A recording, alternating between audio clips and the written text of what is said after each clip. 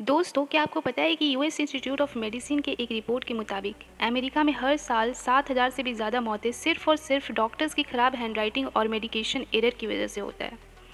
ये हमारे देश में भी एक गंभीर मसला है और इसी गंभीर मसले पर हाल ही में पंजाब और हरियाणा कोर्ट ने एक ऐतिहासिक फैसला सुनाया है। ये कहानी एक क्रिमिनल केस से शुरू हुई जहाँ जज मेडिको लीगल रिपोर्ट पढ़ रहे थे।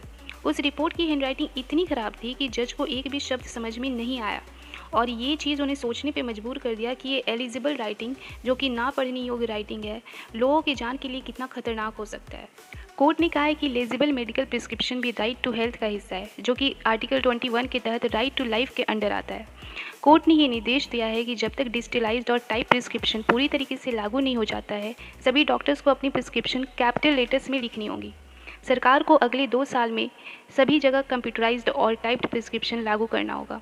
और तो और मेडिकल कॉलेजेस में सिलेबस में हैंडराइटिंग और लेजिबल राइटिंग की इंपॉर्टेंस को शामिल करने का निर्देश दिया गया है।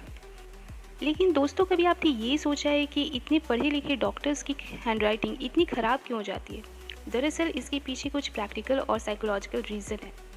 एक तो ये कि डॉक्टर्स को अक्सर दिन में 50 से 100 पेशेंट देखने होते हैं।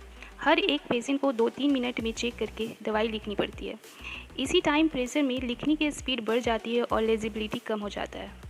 और दूसरा ये कि मेडिकल स्टूडेंट को कॉलेज में तेज़ी से नोट्स बनाना होता है और ये उनके आदत में आ जाती है और उनके दिमाग में ये बैठ जाता है कि speed is important rather than clarity.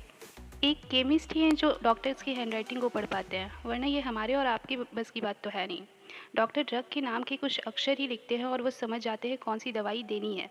लेकिन ये कोई जादू नहीं है, बल्कि पैटर्न रिकॉग्निशन होता है। केमिस्ट की उनके रोज़ की प्रैक्टिस में हज़ारों प्रिस्क्रिप्शन देखने की वजह से आम दवाइयों के नाम और डोजेस के कुछ अक्षरों से पूरा शब्द समझ में आ जाता है।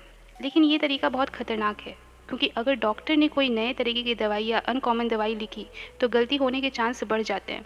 और केमिस्ट भी ज़्यादातर दवाइयाँ अंदाज़ा लगाकर ही देते हैं। लेकिन वो दिन दूर नहीं जब आप और हम डॉक्टर्स की लिखी दवाइयों को आसानी से पढ़ पाएंगे और डिजिटलाइजेशन के थ्रू ये पॉसिबल है। कोर्ट का ये फैसला पेशेंट के अधिकारों और सेफ्टी को देखते हुए सुनाया गया है। कोर्ट के इस फैसले पे आपकी क्या राय है? कमेंट में ज़रूर बताएं और वीडियो अच्छा लगा हो तो लाइक सब्सक्राइब ज़रूर करें।